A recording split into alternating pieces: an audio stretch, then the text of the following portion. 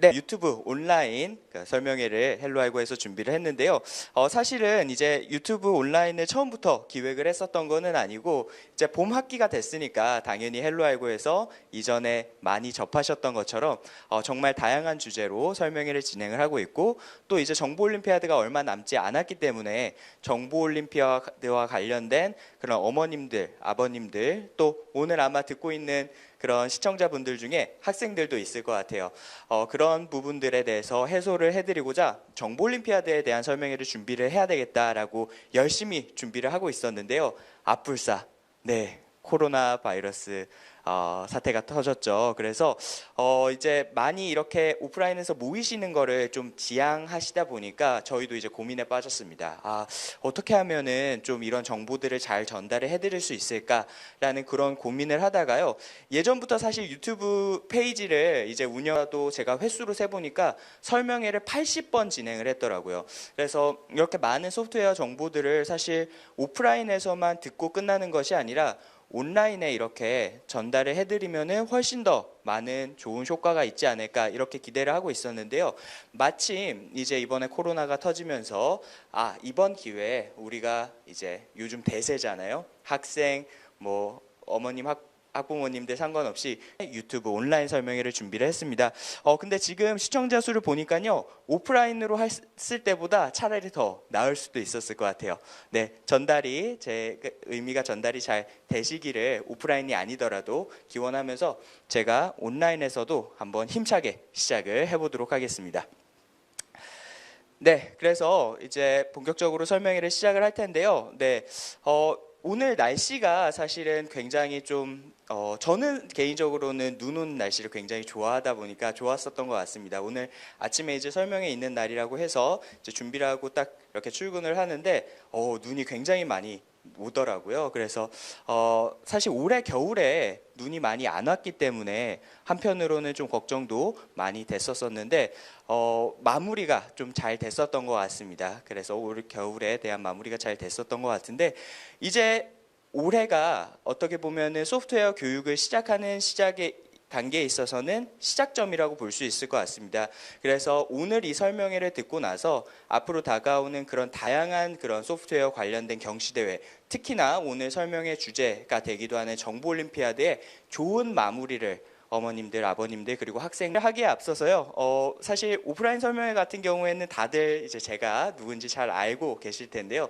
여기에 또 온라인으로 저희가 설명회를 진행을 하다 보니까 사실 잠실 주변뿐만 아니라 뭐 대치, 강이고요. 저기 강원도에서도 차를 타고 오시는 분들이 계세요. 가평에서도 오시는 분들이 계시고.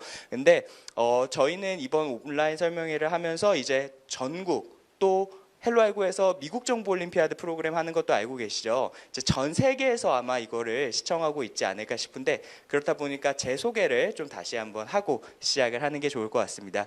네, 저는 헬로알고 잠실교육센터에서 원장을 맡고 있고요. 그 이전에는 물론 지금도 이제 병행을 하고 있습니다. 서울대학교 안에 소프트웨어 교육 스타트업 코드윙즈의 대표를 맡고 있는 배민성입니다. 반갑습니다. 네, 원래 이러면은 이제 우라와 같이가 굉장히 어색합니다. 네, 그래도 이제 어머님 지금 보고 계신 분들께서 여기 채팅창이 또 있거든요. 박수, 큰 박수 한번 부탁드릴게요. 네, 그렇습니다. 저희 소통하는 방송을 지향하기 때문에 참 그리고 제가 소통이라는 얘기가 나와서 오늘 설명회를 들으시면서 보내주시고요. 헬로 알고라는 오프라인 설명회를 진행을 하고 있습니다. 그리고 이제 잠시 지금 통신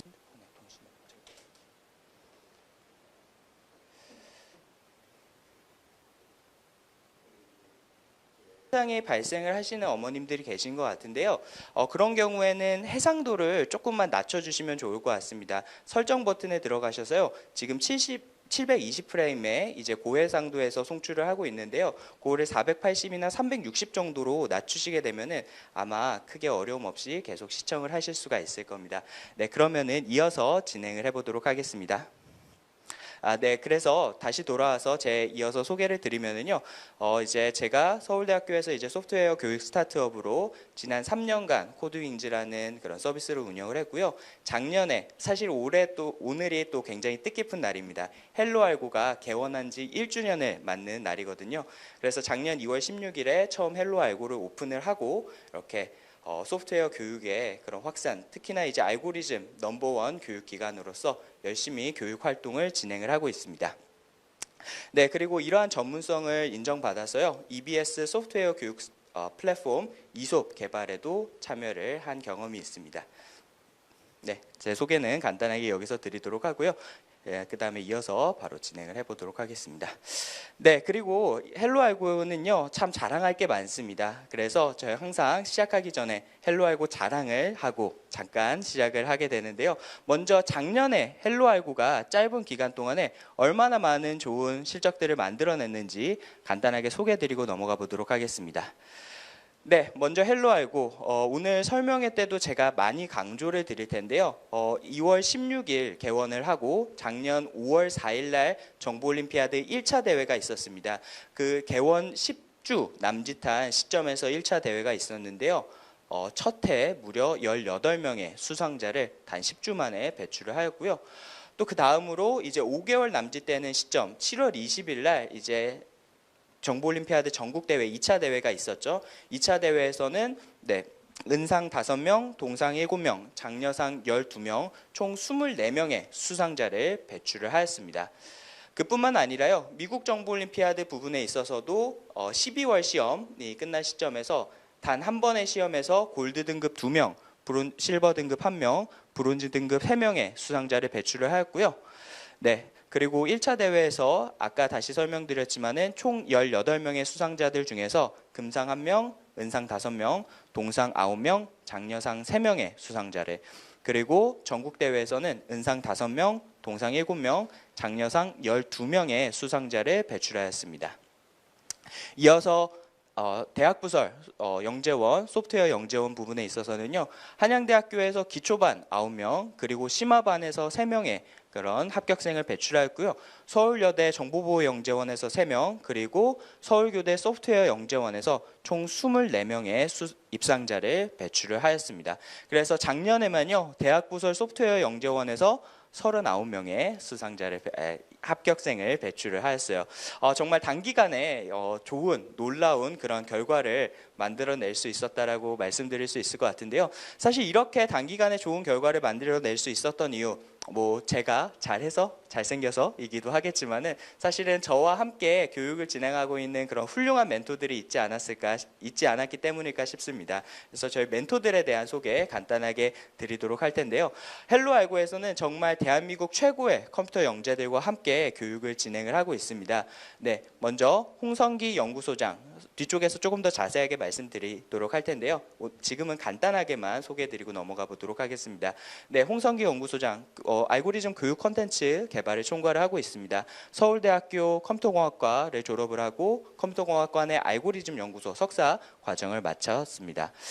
네, 다음으로 박민수 멘토입니다. 박민수 멘토는 고려대학교 사이버국방학과 출신 멘토이고요. 정보올림피아드 전국대회 고등부 은상을 수상한 멘토입니다. 네, 다음으로 김영규 멘토입니다. 김영규 멘토 서울대학교 전기정보공학부 출신 멘토이고요. 정보올림피아드 전국대회 고등부 은상을 수상한 멘토입니다. 네, 다음으로 신우성 멘토입니다. 신우성 멘토 성균관대학교 반도체 시스템 공학과 출신 멘토이고요. 네, 경남과학고를 졸업을 하고 정보올림피아드 전국대회 고등부 장려상을 수상한 멘토입니다. 네, 다음으로 제한재 멘토입니다. 제한재 멘토는 고려대학교 컴퓨터학과 출신 멘토이고요. 디지털 미디어 고등학교를 졸업을 하고 정보올림피아드 전국대회 고등부 은상, 그리고 국가대표 상비군 과정을 마친 멘토입니다. 네, 다음으로 최시현 멘토입니다. 최시현 멘토는 학부는 고려대학교에서 수학과와 컴퓨터학과를 복수 전공하였고요. 현재는 서울대학교에서 컴퓨터공학과 석사 과정에 진학하고 있습니다. 네, 다음으로 신수원 멘토입니다. 신수원 멘토는 카이스트에서 기술경영학과와 전산학과를 복수 전공하였습니다. 네, 다음으로 주현석 멘토입니다. 주현석 멘토는 고려대학교 사이버국방학과 출신 멘토입니다. 네, 이렇게 저희 대한민국 최고의 컴퓨터 영재들과 함께 이렇게 교육을 진행을 하고 있는데요. 이렇게 좋은 멘토들과 함께 했기 때문에 방금 보셨던 것처럼 정말 최고의 그런 좋은 결과를 만들어낼 수 있었을 거라고 생각이 됩니다. 그러면 이제 제 헬로 알고 소개는 간단하게 마치도록 하고요. 오늘 본격적인 주제라고 할 수 있는 2020 정보올림피아드 필승 합격 전략에 대해서 말씀을 드려보도록 하겠습니다. 네, 먼저 본격적으로 정보올림피아드 관련된 말씀을 드리기 전에요. 굉장히 충격적인 소식을 한 가지 전해드리고 싶습니다. 올해 정보올림피아드 며칠 남았는지 알고 계신가요? 네, 다들 이 숫자를 보시면 깜짝 놀라실 텐데요. 제가 적어놨던 것처럼 정보올림피아드 이제 불과 78일밖에 남지 않았습니다. 정말 100일도 이제 얼마 남지 않은 짧은 기간인데요. 네, 물론 이제 정보올림피아드 같은 경우에는 매년 일정이 조금씩 바뀌다 보니까 제가 작년에 시행됐던 5월 4일 기준으로 말씀을 드리고 있습니다. 5월 4일 날 본다고 했을 때 이제 78일밖에 남지 않았는데요. 다들 어떻게 정보올림피아드를 준비하고 계실지 상당히 궁금해지는 시점입니다. 그래서 작년부터 꾸준히 준비를 하시는 분들도 계실 거고 이제 얼마 남지 않았다. 지금부터 본격적으로 해야 되겠다. 원래 수능 공부도 100일 전부터 시작이라고 하잖아요. 네, 정보올림피아드 이제 본격적으로 시작해야 되겠다라고 생각을 하시고 또 오늘 진행하는 온라인 설명회에 참석해 주시지 않으셨을까 싶습니다. 네, 그래서 2020년 정보올림피아드 다들 어떻게 준비하고 계신지 어머님들께, 아버님들께 또 학생들에게 묻고 싶은데요. 사실 각자 정보올림피아드를 준비하는 방법에 대해서는 다양하게 진행을 하고 계실 것 같아요. 혼자 스스로 공부하는 학생들도 있을 거고 또 학원에 다니는 친구들이나 아니면 온라인 강의를 듣는 친구들도 있을 텐데요. 제가 먼저 말씀드리고 싶은 부분은 정보올림피아드의 인기가 나날이 높아지고 있다는 점입니다. 정말 그 열기가 제가 시작을 했을 때와 지금이 다르다는 것을 확실하게 체감을 할 수가 있을 것 같은데요. 왜 그럼 정보올림피아드에 대한 인기가 높아지고 있는지에 대해서 간단하게 먼저 설명드리고 제가 또 통계학 전공을 하다 보니까 숫자에 굉장히 좋아합니다. 실제 수치가 어떻게 변화하고 있는지도 살짝 보여드리도록 할 텐데요. 네, 정보올림피아드 응시자 수가 매년 증가하고 있는 것을 여러분들께서는 아실 수가 있을 것 같습니다. 2014년, 2015년, 16년까지는 감소를 했었습니다만 2016년에 무슨 일이 있었죠? 네, 다들 잘 아시는 것처럼 알파고가 이제 이세돌 구단을 이긴 이후로 소프트웨어와 인공지능에 대한 관심이 굉장히 높아지게 되면서 정보올림피아드 이렇게 응시자 수가 많이 증가를 하는 것을 보실 수 있습니다. 제가 작년 거를 포함을 시켜놓지는 않았는데요. 솔직하게 말씀드리면 작년에 좀 많이 줄었어요. 근데 제가 정보올림피아드 관계자는 아니지만 그래도 변명을 하자면은 정보올림피아드가 이제 재작년까지만 하더라도 정부에서 주최하는 대회였습니다. 유일하게 정부에서 주최하는 올림피아드였고요. 과기정통부 산하의 이제 정보화진흥원에서 진행을 하는 대회였었는데 작년부터 이게 학회 소속으로 정보과학회로 이제 민간단체로 이관이 되게 됩니다. 그러면서 여러 가지 행정적인 부분의 문제라든지 또 시험 일자 같은 경우에도 5월 4일이라고 하면은 이제 행사도 많은 달이고 또 앞에는 중간고사, 뒤에는 수학올림피아드 이렇게 약간 끼이면서 이제 응시자 수가 좀 많이 줄었던 것이 사실입니다. 근데 올해는요 다시 많은 학생들이 응시를 할 것으로 도전을 할 것으로 생각이 되고 있고요. 벌써 헬로 알고만 하더라도 작년보다 훨씬 3배, 4배 많은 학생들이 이미 함께 준비를 하고 있습니다. 그렇기 때문에 정보올림피아드에 대한 인기 나날이 높아지고 있다라고 말씀드릴 수 있을 것 같은데요. 이게 비단 우리나라만의 현상은 아니다라는 점을 말씀드리고 싶습니다. 보시면은요, 미국 정보올림피아드 유사코 응시자 수 그래프인데요. 헬로 알고에서는 한국 정보올림피아드뿐만 아니라 해외 유학을 준비하는 학생들을 대상으로 미국 정보올림피아드에 대한 유사코에 대한 그런 프로그램도 운영을 하고 있습니다. 근데 전체 응시자 수를 보시면은요, 재작년 대비해서 작년에 무려 응시자 수가 33%나 증가를 한 것을 보실 수가 있을 거예요. 단일 경시 대회에서요, 응시자 수가 매년 33%씩 증가를 한다라는 것은 사실 굉장히 놀라운 일입니다. 왜냐? 올림피아드라는 것이 굉장히 소수의 학생들만 사실 준비를 하는 대회라고 다들 알고 계시잖아요. 근데 그런 대회에서 매년 33%씩 응시자 수가 증가한다? 얼마나 정보올림피아드에 대한 인기가 비단 우리나라뿐만 아니라 전 세계에 퍼져 있는지를 보실 수가 있을 거고요. 우리나라 같은 경우에도 재작년 대비해서 작년에 응시자 수가 무려 3배나 증가를 했습니다. 그리고 더욱 놀라운 사실은요. 올해 같은 경우에는 12월 대회에서만 8,000명이 넘는 학생이 응시를 했고요. 이거는 작년 대비해서 40%가 증가한 숫자고 우리나라 기준으로 했을 때도 5배나 많은 그런 학생들이 미국 정보올림피아드에 응시를 했습니다. 그래서 이러한 정보올림피아드에 대한 인기가 우리나라뿐만 아니라 이미 전 세계적으로 확산이 되고 있고 지금 이 유튜브 설명회를 보고 계신 어머님, 아버님 그리고 학생들은 이미 이러한 트렌드를 잘 읽고 준비를 하고 계시기 때문에 한번 안심을 하셔도 괜찮을 것 같다라는 말씀도 함께 드리고 싶네요. 네, 그러면은 이제 지금 제가 방금 이렇게 듣고 계신 시청자분들에 대해서 한번 말씀을 드렸었는데요. 제가 오늘 설명회를 준비를 하면서 과연 몇 분이나 들으실까? 지금 제가 사실 모니터를 볼 수가 없어서 몇 분이나 듣고 계실지 굉장히 궁금한데요. 오늘 많이 듣고 계실 거라고 믿고 싶습니다. 네. 이제 오늘 정보올림피아드 설명회 과연 어떤 분들이 사실 궁금해하셔서 듣고 계실까라는 부분에 대해서 제가 고민을 굉장히 많이 했습니다. 항상 설명회 때는 이제 오시는 분들을 파악할 수가 있지만은 제가 온라인에서는 그런 부분이 조금 어렵잖아요. 그래서 제가 고민을 많이 하다가 이런 분들이 많이 들으실 것 같다라고 생각을 했는데 제가 앞에 적어봤습니다. 어때요? 맞으신 것 같으신가요? 네, 오늘 설명회를 들으시는 가장 많은 분들 중에 이런 분들, 작년 대회에서 뭔가 아쉬움이 있으셨던 분들이 지금 설명회를 가장 많이 듣고 계시지 않을까 싶어요. 네, 그래서 작년 대회에 뭔가 아쉬움이 많으셨던 분들이 계셨을 것 같습니다. 물론 올해 새롭게 시작하시려는 분들도 계시겠지만은요. 작년에 열심히 준비를 했지만은 아쉽게도 입상을 못한 친구들이라든지 아니면은 상은 받았는데 상 색깔이 조금 아쉬운 그런 친구들이 있을 겁니다. 그래서 오늘 설명회는요. 이런 분들을 위해서 제가 준비를 했고 물론 처음 준비하시는 분들도 함께 들어주시면 좋을 텐데요. 네, 헬로 알고에서 정말 이렇게 작년 대회에서 조금 아쉬움을 겪으셨던 분들 또 올해 강력하게 정보올림피아드에서 좋은 성적을 내고 싶은 분들께 헬로 알고 정보올림피아드 단 1년 만에 초중등 부분에서 입상자 수 1위를 기록한 학원 저희 헬로 알고에서요. 올해 대회 정보올림피아드에서 반드시 상을 만들어 드리겠다라는 약속을 드리고 시작을 하도록 하겠고요. 과연 그러면 헬로 알고에서는 어떻게 우리 아이들의 상을 만들어낼 수 있을지에 대해서는 이제부터 뒤쪽에서 자세하게 설명을 드리도록 하겠습니다. 한번 믿고 따라와 주시면 감사하겠습니다. 네, 그러면은 이제 정보올림피아드 헬로 알고에서 어떻게 준비하는지에 대해서 말씀드리기 전에 정보올림피아드가 어떤 대회인지에 대해서 살펴보도록 하겠습니다. 네, 정보올림피아드 어떤 대회인가라고 학부모님들께서 많이 여쭤보시는데요. 학부모님들께서 많이 오해하시는 것 중에 하나가 정보올림피아드 대회, 코딩 잘하면은 잘 볼 수 있는 시험 아닌가요? 대회 아닌가요? 이렇게들 많이 오해를 하고 계세요.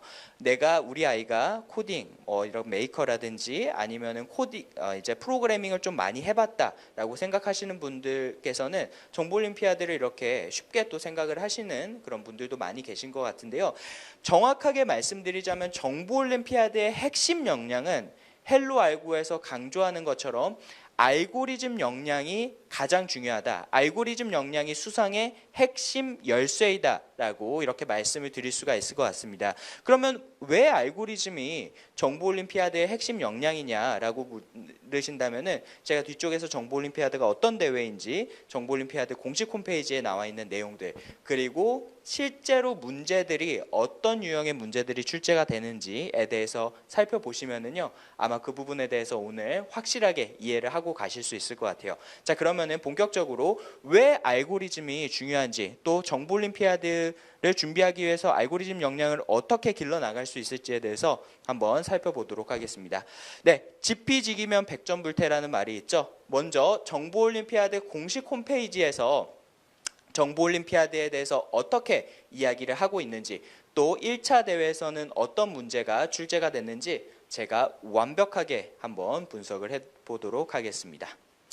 네, 먼저 첫 번째, 정보올림피아드는 어떤 대회인가? 제가 맨날 정보올림피아드는 이런 대회입니다 이야기를 하더라도 저는 그냥 헬로알고의 원장으로서 하는 이야기겠죠. 정보올림피아드에서 공식적으로 어떤 이야기를 하는지 한번 살펴보고 넘어가 보도록 하겠습니다. 제가 앞에 적어놓은 이 글은요, 정말 토시 하나 빠뜨리지 않고 정보올림피아드 공식 홈페이지에 나와 있는 정보올림피아드란 무슨 대회인지를 소개하는 그런 문구입니다. 한번 읽어보도록 하겠습니다. 국내 최고의 IT 영재들이 참가하여 실력을 겨루는 국내 최고 권위의 대회로서 수학적 지식과 논리적 사고 능력을 필요로 하는 알고리즘과 프로그램 작성 능력을 평가한다라고 되어 있죠. 어떤 역량이 중요하다고요? 수학적 지식과 논리적 사고 능력을 필요로 하는 알고리즘 역량이 굉장히 중요한 대회이다라는 부분입니다. 수학만 잘해서도 안 되고요. 코딩만 잘해서는 더더욱이나 안 됩니다. 수학적 사고력과 논리적 사고력을 기반으로 알고리즘과 문제 해결력을 묻는 것이 정보올림피아드 대회이다라는 것을 올해 처음 준비하시는 어머님들께서는 또 작년에 준비하셨지만은 정보올림피아드가 어떤 대회인지 좀 깊이 있게 살펴보지 않으신 학부모님들이 계시다면은요, 이번 기회에 정보올림피아드가 이런 대회구나라는 것을 한번 보시면은 좋을 것 같습니다. 네, 그러면은 좀 더 대회 개요적인 부분부터 먼저 접근해 보도록 하겠습니다. 우선 작년 대회 일정 한번 살펴볼 텐데요. 작년 대회는 5월 4일 날 1차 대회가 진행이 됐었고요. 그 이전에는 이제 지역대회라는 지역 예선이라는 이름으로 많이 불렸었죠. 그리고 7월 20일 날 이제 2차 대회, 전국대회가 실시가 되게 되었습니다. 그래서 오늘 설명에는요, 아쉽게도 2차 대회보다는요, 1차 대회 위주의 그런 내용들을 먼저 짚어보고자 합니다. 시간적인 그런 부분도 있고요. 또 1차 대회를 합격을 해야지 또 2차 대회가 기다리고 있을 거잖아요. 2차 대회, 만약에 이번에 1차 대회 합격하신다 그러면은요, 헬로알고에서요 또 설명회를 많이 준비를 할 겁니다. 그렇기 때문에 그 부분도 기다려 주시면 좋을 것 같고요. 오늘은 1차 대회 중심으로 설명을 드려보도록 하겠습니다. 네, 그러면 1차 대회에서는 어떤 문제들이 나오느냐라고 했을 때 크게 3가지 유형의 문제가 나온다라는 점 꼭 기억을 해두시면 좋을 것 같습니다. 네, 첫 번째 유형, 이산수학 부분이고요. 총점이 이제 정보올림피아드 1차 대회 총점이 400점 만점입니다. 그리고 유형이 3가지라고 말씀을 드렸었죠. 그 중에서 1교시 필기 부분은 이산수학과 뒤쪽에서 말씀드리겠지만 비버 챌린지라는 유형이 있고요. 그 다음에 2교시는 이제 실기, 프로그래밍 코드를 직접 작성해야 되는 그런 부분으로 나뉘어져 있습니다. 그래서 먼저 1교시 필기 부분에서 첫 번째 유형이죠. 이산수학 유형 한번 살펴보도록 하겠습니다. 네, 먼저 이산수학 같은 경우에는요, 이제 문항수가 12문항 작년에 출제가 되었고요. 총 400점 만점에서 120점, 30% 정도의 그런 비중을 차지를 했었습니다. 그리고 문제 유형 같은 경우에는요, 지역대회 이산수학 문제 유형이라고 나와 있는데요. 제가 이 문제 유형 설명드리기에 앞서서 간단하게 히스토리를 좀 말씀을 드리면은 지금 듣고 계신 학부모님들의 이해가 조금 더 좋지 않을까 싶습니다. 제가 서두에 이제 정보올림피아드 그 응시자 수가 조금 줄어들게 된 이유에 대해서 이제 이관되면서 정부에서 민관으로 이관되면서 좀 응시자 수가 감소를 했다라고 말씀을 드렸잖아요. 이번에 정보올림피아드 1차 대회 같은 경우에 재작년 대비해서 작년에 여러 가지 좀 변화가 있었습니다. 그 중에서 가장 큰 변화를 꼽자면은 바로 1차 대회의 시험 유형이 많이 바뀌었다라는 점일 텐데요. 재작년 같은 경우 또 그 이전 같은 경우에는 1차 대회에서는 100% 필기로만 진행이 됐었습니다. 그래서 이산수학, 방금 제가 설명드렸던 이산수학이라는 부분하고요. 그 다음에 C언어 프로그래밍, 지필 문제, 코드로 짜는 것이 아니라 문제가 주어지면 그걸 이렇게 연필로 코드를 풀어보는 그런 문제 유형이 필기에서 나왔고요. 실기는 언제 나왔느냐? 2차 대회에서만 나왔습니다. 그렇기 때문에 재작년 또 그 이전 같은 경우에는요, 수학을 좀 잘하는 친구들, 그리고 문법 공부를 열심히 한 친구들 같은 경우에는 코딩을 전혀 하지 못하더라도, 알고리즘을 코드로 전혀 짜지 못하더라도 2차 대회로 이렇게 1차 대회를 통과하는 경우가 많이 있었습니다. 근데 작년에 굉장히 큰 변화가 있었던 것 중에 하나가요. 이제는 1차 대회에서도 실기, 즉 코딩을 직접 해야 되는 문제가 50% 이상 출제가 되었다라는 점입니다. 그래서 사실 재작년 생각하고 준비하셨던 학부모님들께서 많은 혼선이 있었고요. 그럼에도 불구하고 헬로알고에서는 탄탄한 그런 커리큘럼과 준비 과정을 통해서 좀 작년에 많은 좋은 실적들을 낼 수 있었던 것 같습니다. 그럼 이어서 다른 유형에 대해서도 이러한 백그라운드를 가지고 설명을 드려보도록 하겠습니다. 네, 두 번째 유형은요, 비버 챌린지 유형입니다. 비버 챌린지 유형, 어머님, 아버님들 그리고 학생들에게는 좀 다소 생소한 그런 유형일 것 같은데요. 우선은 비버 챌린지라는 것 뒤쪽에서 조금 더 자세하게 설명드리겠지만은 학생의 컴퓨팅 사고력을 묻는 그런 문제들이다라고 이해를 해주시면 좋을 것 같아요. 우리나라에만 있는 대회가 아니라요, 전 세계적으로 개최가 되는 그런 대회 문제 유형이다라고 생각을 해주시면 좋을 것 같고요. 작년 기준으로 했을 때 8문항 나왔고 총 400점 만점에 80점, 그래서 약 20% 정도의 배점을 차지를 했습니다. 그리고 문제 유형 같은 경우에는요, 비버 챌린지가 이제 전 세계에서 진행하는 그런 대회이자 축제입니다. 그래서 그런 비버 챌린지 유형의 문제가 출제가 됐다라고 이해를 해주시면 좋을 것 같고요. 네, 마지막으로 아까도 잠깐 언급드렸던 것처럼 작년에 1차 대회 준비하시는 학생과 학부모님들을 멘붕하게 했었던 그 유형입니다. 네, 바로 실기 유형이고요. 실기 같은 경우에는 말씀드렸던 것처럼 한 번도 1차 대회에서, 물론 엄청 예전에는 지역 예선, 지역 본선 하면서 지역 본선에 실기가 잠깐 나오기는 했었는데요. 이렇게 하나의 단일 대회에서 실기가 들어온 적은 처음입니다. 그래서 실기 유형이 이번에 추가가 됐다라고 이해를 해주시면 좋을 것 같고요. 실기 같은 경우에는 총 2문제 출제가 돼서 각각 100점씩 총 200점, 전체 400점 중에서 50%나 문제를 배점을 차지를 하였습니다.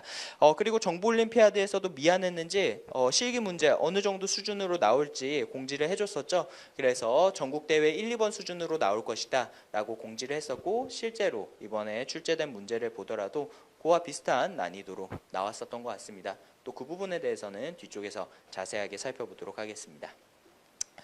네, 그러면 1차 대회 학교급별 응시 인원 한번 살펴보도록 할 텐데요.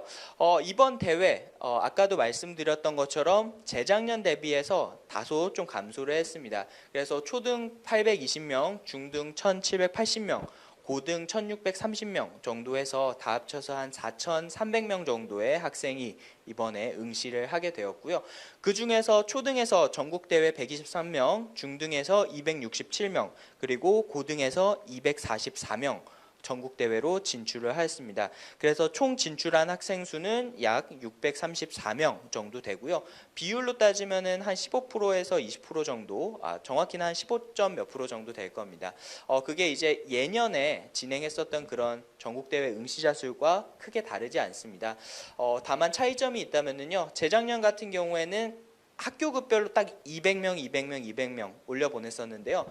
작년 같은 경우에는 전체 지원자 수에 비례해서 이렇게 전국대회 진출자를 선발했다. 그런 차이가 있다라는 점만 참고로 이해를 해주시면 좋을 것 같습니다. 네, 그러면은 1차 대회 좀 전반적인 개요에 대해서 한번 살펴봤는데요. 그럼 본격적으로 이제 1차 대회 기출문제, 어떤 문제들이 나왔고 어떻게 준비를 해야 될까에 대해서 좀 감을 잡으실 수 있도록 문제 완벽 해부 한번 해보도록 하겠습니다. 네, 먼저 이산수학 부분입니다. 유형을 나눠서 설명을 드릴 거고요. 먼저 이산수학 부분 설명드리도록 하겠습니다. 이산수학은 헬로알고에서 이렇게 크게 5가지 유형이 있다라고 말씀을 드리는데요. 이거는 사실 공식적으로 이렇게 5가지 유형이 있다라고 발표를 한 것이 아니라요. 헬로알고에서 이제 연구진 그리고 컨텐츠 개발팀에서 지난 10개년도에 정보올림피아드 이산수학 문제를 저희가 다 분석을 했습니다. 그래서 이산수학 문제들 중에서 분류를 해보니까 이산 수학이 사실은 교과 수학과 다르게 이게 나올 수 있는 범위가 좀 한정적이거든요. 그래서 저희가 다 분류를 했고요.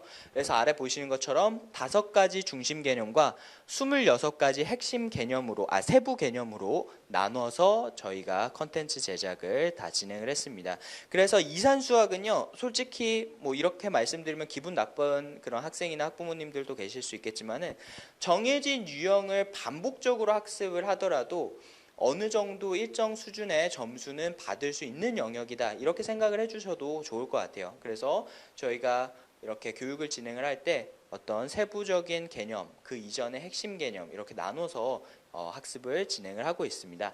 그러면 실제로 어떤 유형들이 나오는지 대표 문제로 한번 살펴보도록 할 텐데요. 먼저 대수 파트의 대표 문제 보여드리도록 하겠습니다. 제가 지금 가져온 대표 문제는요, 실제로 정보 올림피아드에 출제를 했었던 문제고요. 유사한 문제들로 가져와 봤습니다. 보시면 아마 깜짝 놀라실 거예요. 이렇게 문제를 내기가 쉽지 않구나. 이제 문제 출제하시는 분들이 숫자만 바꿔서 내는 경우들도 있거든요. 얼마나 비슷한지 한번 살펴보도록 하겠습니다. 네, 먼저 첫 번째 문제, 1부터 10까지 자연수를 모두 곱한 수를 x라고 하자. x를 16진수로 표기하면 몇 개의 0이 오른쪽에서 연속으로 나타날까? 라는 문제이고요. 그 다음에 나왔었던 대회에서의 문제, 1부터 20까지의 자연수를 모두 곱한 수를 x라고 하자. x를 16진수로 표기하였을 때 오른쪽 끝에서 연속으로 나타난 0의 개수는 몇 개인가? 이렇게 문제가 나왔습니다. 뭐가 바뀌었죠? 네, 1부터 10까지가 1부터 20까지 이렇게 바뀌어서 나왔습니다. 그래서 사실 제가 조금 이제 비슷한 유형끼리 이렇게 발표를 하러 가져고 나온 것도 있긴 하지만요, 다른 문제들도 사실 크게 벗어나지는 않습니다. 명확하게 이런 대수 파트의 문제를 풀기 위해서 어떻게 접근을 해야 되는지만 명확하다면은 분명히 학생들이 쉽게 다른 문제들도 응용해서 접근을 할 수가 있을 거고요. 조합 문제, 대표 문제 한번 보도록 하겠습니다. 뒤쪽에서도 말씀드리겠지만 이번 시험 같은 경우에 조합 파트가 또 굉장히 많이 나왔습니다. 그래서 학생들이 또 까다로워하는 파트가 이 조합 파트거든요. 그래서 뭐 KMO의 순열 조합 파트와도 유사한 문제 유형이고, 또 나중에 고등학교 때 확률 통계에서 순열 조합, 경우의 수 이와 비슷한 문제들이 이제 이산 수학에서 나오게 됩니다. 어떤 문제들이 나왔는지 한번 살펴볼 텐데요. 이번에도 어떤 차이점이 있는지 한번 살펴보시면서 들으시면 좋을 것 같아요. 네, 첫 번째 문제는요, 자전거의 주행거리를 기록하는 장치가 세 자리로 구성이 되어 있습니다. 그래서 0부터 999까지 기록을 할 수가 있고요. 1km씩 이렇게 증가를 한다라고 해요. 그래서 0부터 999까지 1이 나온 횟수는 몇 번인가라는 문제이고요. 그 다음에 아래쪽을 보시면은요, 똑같이 자동차의 주행거리를 기록하는 장치가 5자리로 구성이 되어 있다고 합니다. 그래서 0부터 99,999까지 기록을 할 수 있고 1씩 증가를 한다라고 했을 때 0부터 99,999까지 1이 몇 번 나오는가라는 그런 문제입니다. 차이점 찾으셨나요? 네, 자전거가 자동차로 바뀌었고요. 999가 99,999로 바뀌었습니다. 문제 접근 방식이 달라졌을까요? 아니죠. 문제 접근 방식은 동일합니다. 어떻게 풀어야 되는지에 대한 방식도 동일하고요. 숫자가 단지 999에서 99,999로 커졌다. 그렇기 때문에 이런 조합 파트의 문제들 같은 경우에도 저희가 다양한 문제 유형들을 잘 묶어놨습니다. 그래서 학생들이 이것만 공부를 하더라도 어느 정도 이산 수학에서 고득점을 받을 수 있겠다라고 말씀을 드릴 수가 있을 것 같고요. 동적 계획법, 다이나믹 프로그래밍이라고 하죠. 대표 문제 한번 마지막으로 살펴보겠습니다. 동적 계획법 문제 같은 경우에 이렇게 그래프, 그리고 이제 최단 경로 찾는 문제가 많이 나오게 됩니다. 어머님, 아버님들도 학창 시절에 아마 많이 풀어보셨을 문제라고 생각이 되는데요. 이제 A부터 B까지 격자 무늬로 경로가 있고요. 이렇게 했을 때 A부터 B까지 경우의 수를 구하여라 라는 게 일반적인 문제이지만 항상 어떤 게 들어가 있죠? 중간에 점이 이렇게 찍혀 있습니다. 또는 중간에 이렇게 지름길이 있고요. 그래서 이렇게 풀 때 A부터 B까지의 경우의 수를 모두 구하고 그 중에서 C를 지나는 점을 찾는 것이 일반적인 풀이라고 했을 때, 하지만 어머님, 아버님들께서는 이렇게 푸는 거 아니라는 거 다 알고 계시죠? A부터 C까지의 경우의 수 구하고 C부터 B까지의 경우의 수 구해서 곱해주면 풀 수 있고요. 또 아래쪽에 보이는 지름길로 나와 있는 거는 지름길의 입구까지의 경우의 수 곱하기 지름길 출구부터 B까지의 경우의 수, 이렇게 풀 수가 있습니다. 그래서 이렇게 경우의 수를 구하는 이런 문제들, 동적계획법과 관련된 문제들이고, 이제 정보올림피아드 이산수학에서 심심치 않게 나오는 단골 유형 중에 하나이다 라고 보실 수가 있을 텐데요. 실제로 이번에 고등부에서도 나왔다는 거 뒤쪽에서 보여드리도록 하겠습니다. 네, 그래서 이산수학 기출문제 유형들 한번 살펴볼 텐데요. 이제 작년에 출제됐었던 문제, 대표 유형 문제들을 좀 분석을 해봤습니다. 네, 먼저 유형 첫 번째, 이제 9번 문제이고요. 9번 문제 같은 경우에는 어떤 연산을 새롭게 정의를 합니다. 여기 보시는 것처럼 9번 문제에서는요, 작년 9번은 빼기 연산이라는 것을 정의를 했고요. 빼기 연산이라는 것은 십진수로 표기했을 때 가장 높은 자릿수 123이면 1, 2344면 2, 이렇게 가장 큰 자릿수로부터 K를 뺀 수를 출력하면서 이걸 반복적으로 했을 때 어떤 수가 나오느냐, 또는 얼마만큼 반복을 해야 되느냐라는 그런 문제가 이렇게 연산 정의하기라는 대수 파트의 문제 유형 중에 하나로 들어가 있습니다. 그리고 실제로 헬로 알고에서요, 파이널 특강을 할 때, 이제 대수 파트의 문제인데요, 실제로 헬로 알고에서 파이널 특강에서 나왔었던 그런 문제와 정확히 동일한 유형의 문제이다. 적중이라고 적혀져 있죠. 네, 보시면은요, 어떤 프로그램의 이미한 자연수에 대해서 그 결과가 1이 나올 때까지 아래 연산을 반복한대요. 새롭게 연산을 정의를 해서 그걸 반복해서 했을 때 몇 번이 나오느냐, 또는 마지막에 어떤 숫자가 나오느냐, 이게 연산 정의하기 유형의 문제거든요. 헬로 알고에서 정확히 분류를 해서 이번에 준비를 했을 때 적중을 했다라고 보시면 좋을 것 같습니다. 또 중등으로 한번 넘어가서 대표 문제 한번 볼게요. 이번에 제가 앞에서도 잠깐 말씀드렸지만은 조합 파트의 문제가 굉장히 많이 나왔다, 경우의 수 구하는 게 많이 나왔다라고 말씀을 드렸는데요. 마찬가지로 중등부에서도 동일하게 그 유형의 문제가 나왔습니다. 자, 3부터 15까지 연속된 자연수 중에서 정확히 하나의 수만 뺀 수들의 합이 106이었다. 빠진 수는 무엇인가, 이렇게 나와 있죠. 3부터 15까지 연속된 자연수 중에서 하나를 뺐을 때 합이 106인 것, 그럼 빠진 수는 뭘까요? 라고 묻는 문제였습니다. 조합 파트의 문제이고요. 헬로 알고에서도 마찬가지로 이와 비슷한 유형의 문제들을 많이 다뤘습니다. 정확하게 적중했다라고 말씀드릴 수 있는 것 같은데요. 어떤 문제를 이렇게 준비하면서 접했는지 한번 보도록 하겠습니다. 칠판에 연속된 6개의 자연수가 있다라고 되어 있고요. 이 중에 숫자를 하나를 지웠을 때 다 더했더니 2014였다. 네, 2014였다라고 합니다. 아까는 그래도 범위라도 정해져 있었죠. 3부터 15까지. 근데 이거는 범위도 없이 6개의 자연수 중에서 하나 뺐을 때 2014. 네, 비슷한 유형이라는 것을 파악하실 수가 있겠고요. 푸는 방식도 동일하다. 이렇게 이해를 해주시면 좋을 것 같습니다. 네, 마지막으로 고등부 문제도 한번 살펴볼 텐데요. 네, 뭔가 경로와 관련된 그런 문제가 나왔습니다. 당연히 어떤 유형이라고요? 네, 동적계획법, 다이나믹 프로그래밍과 관련된 문제가 나왔었고, 그런 유형의 문제들 많이 접해본 친구들 같은 경우에는 분명히 쉽게 풀 수 있는 문제였을 거라고 생각이 됩니다. 그래서 이산수학 같은 경우에는요, 방금 맨 처음에 말씀드렸던 것처럼 그런 유형을 분류를 하고 그 유형들에 대해서 충분히 훈련만 된다면요, 누구나 어느 정도 점수를 받을 수 있는 그런 유형이다라고 생각을 해주시면 좋을 것 같아요. 네, 다음으로 이어서 비버 챌린지 유형 한번 살펴보도록 하겠습니다. 비버 챌린지, 제가 서두에서도 잠깐 말씀드렸던 것처럼요, 사실 익숙한 그런 대회는 아닐 겁니다. 이제 컴퓨팅 사고력을 묻는 대회다, 이렇게 말씀드릴 수가 있을 것 같고요. 비버 챌린지가 생겨나게 된 그런 취지를 한번 먼저 살펴보고 문제를 보시면은 좀 더 이해를 하시기가 쉽겠죠. 네, 비버 챌린지란 특별한 사전 지식이 없더라도 누구나 도전할 수 있는 과제를 통해서 컴퓨팅 사고력을 측정을 한다라고 되어 있습니다. 즉 수학이나 코딩을 하지 못하는 친구들이더라도요, 학생들의 컴퓨팅 사고력을 늘리고 이를 평가할 수 있는 유형의 문제들이 비버 챌린지 문제다라고 생각을 해주시면 좋을 것 같고요. 언뜻 보면은 수학적 사고력, 그러니까 사고력 수학의 문제들과 또 유사한 측면도 있습니다. 그래서 사고력 수학을 했었던 친구들이라면은 좀 더 재밌게 풀 수 있는 그런 문제였다라고 보여지고요. 네, 초등부 기출 문제 한번 살펴보도록 하겠습니다. 네, 비버 챌린지 문제입니다. 네, 초등부에서는요 이렇게 9개의 이렇게 구슬이 있고요. 이 구슬을 정렬하라라는 그런 문제였습니다. 이 부분 같은 경우에는 컴퓨터 사고 영역에서요. 변수와 정렬이라는 그런 개념을 활용해서 할 수가 있는 거고요. 비버 챌린지 같은 경우에도요. 유형이 어느 정도 정해져 있습니다. 그렇기 때문에 저희가 이렇게 어떤 컴퓨팅 사고 영역을 묻는 문제인지를 정의를 하고요. 그걸 통해서 저희가 정보올림피아드 대비를 할 때 활용을 하게 됩니다.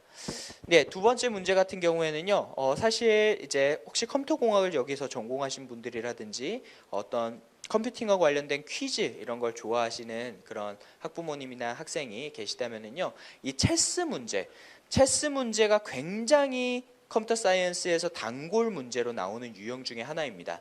마찬가지로 이번에도 중등부 비버 챌린지에서 나왔고요. 체스말은 이제 테스말 중에서 이제 나이트라는 이제 기물이 있죠. 나이트는 이제 이렇게 날일자로 이렇게 장기를 아시는 분들 같은 경우에 이제 마처럼 이제 움직이는 그런 기물인데요. 체스말이 이렇게 움직일 수 있다라고 했을 때 나이트가 처음 시작점에서 끝에까지 이동하기 위해서는 몇 번 이동을 해야 되는가를 묻는 문제였습니다. 이 문제 같은 경우에도 이제 반복과 조건이라는 컴퓨팅 사고 영역을 다루는 문제였는데요. 헬로알고에서도 전문성 있죠. 저희 또 전공자들이 많이 있잖아요. 저희가 이번에 이 문제도 유형을 적중을 시켰습니다. 그래서 저희가 비버 챌린지 준비를 할 때 컴퓨팅 사고력을 늘리기 위해서 썼었던 문제집 중에 하나인데요.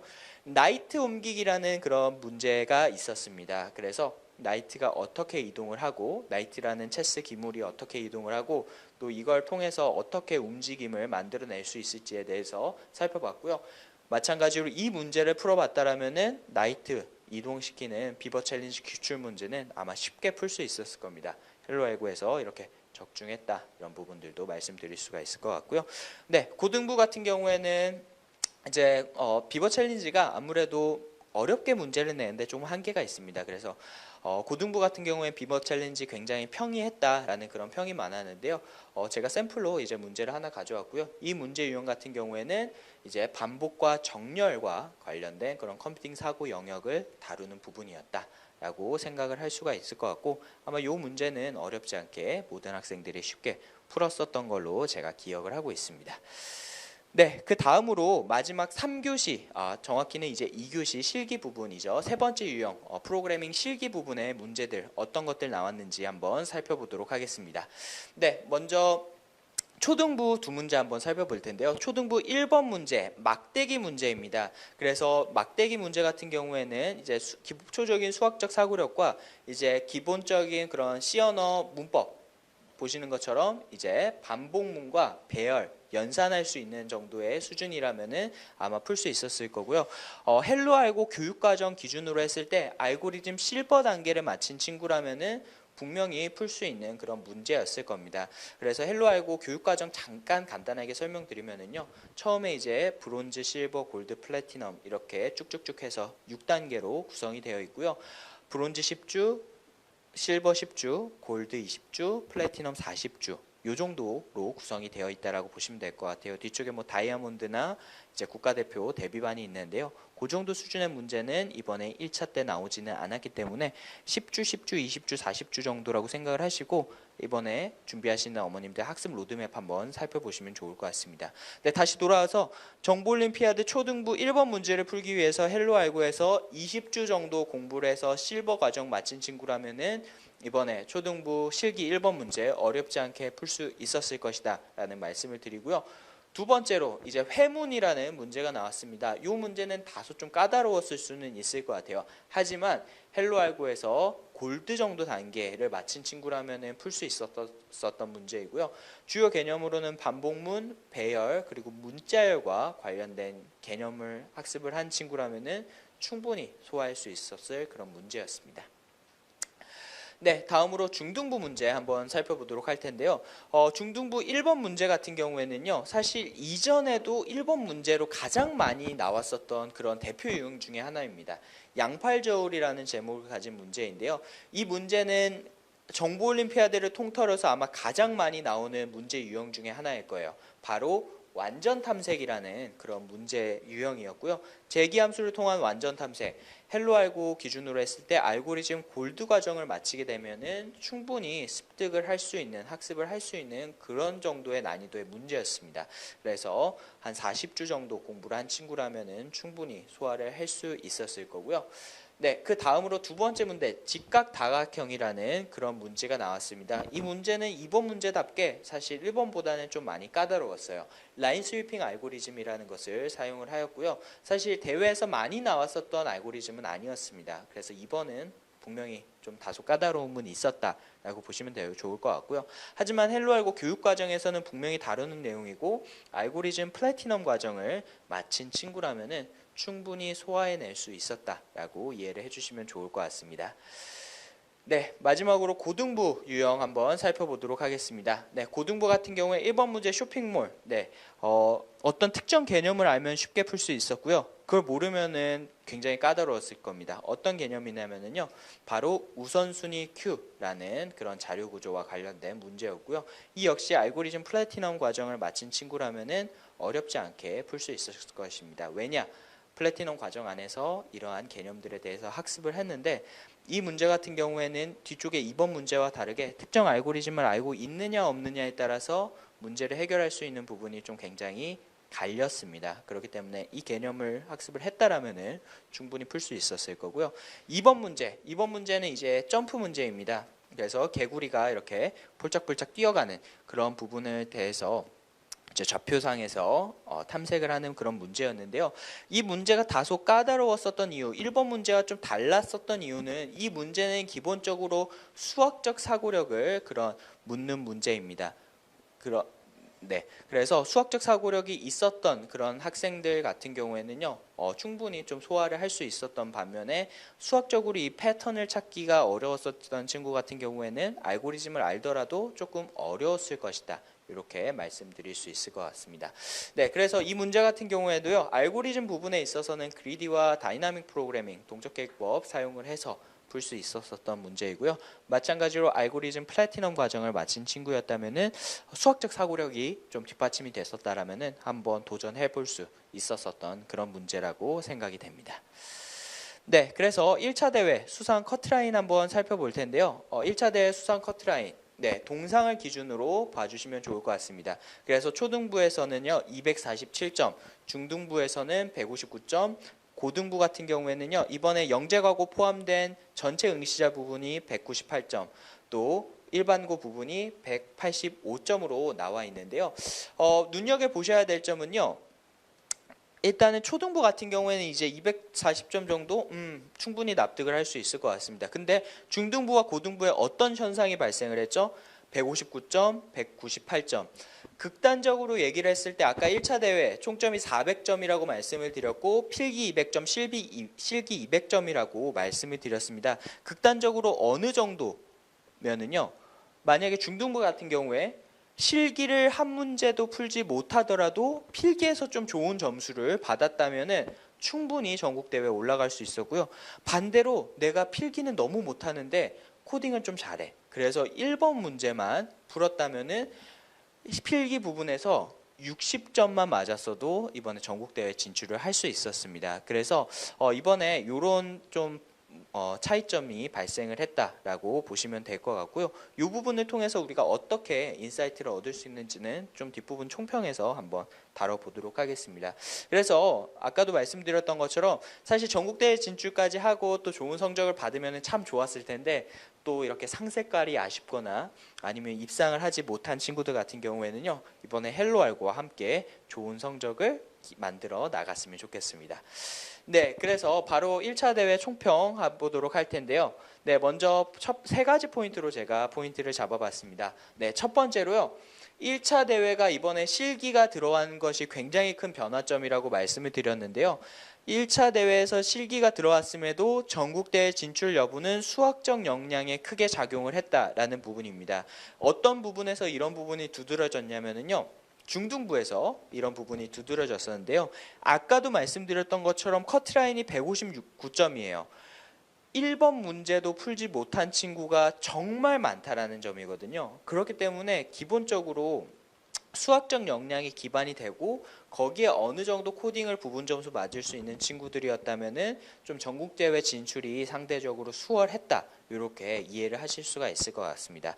두 번째 포인트로는요. 학교급별로 이산수학 난이도는 높아진 반면에 비버 챌린지는 예상대로 쉽지 않아서 필기 부분에 대한 부담이 크지는 않았을 것이다 라는 부분인데요. 사실은 이제 재작년 그리고 그 이전에 1차 대회 같은 경우에는 이산수학과 시언어 문법을 활용한 그런 필기 문제로 구성이 되어 있다라고 말씀을 드렸습니다. 근데 이 시언어 필기 문제가요. 손으로 이렇게 코드를 직접 작성하는 프로그래밍 실기 못지않게 좀 어렵고 까다로운 부분이 있습니다. 그래서 비버 챌린지가 대체를 하게 됨으로써 조금 더 이제 시언어 필기를 준비했었던 것보다 좀 난이도가 낮아졌다라는 그런 평이 많고요. 반대로 이산수학 같은 경우에도요. 사실 문제 난이도가 높아지지는 않았어요. 제가 말씀드렸던 것처럼 이산수학은 나올 수 있는 부분이 좀 한정적이거든요. 근데 체감 난이도가 좀 높아졌습니다. 왜냐?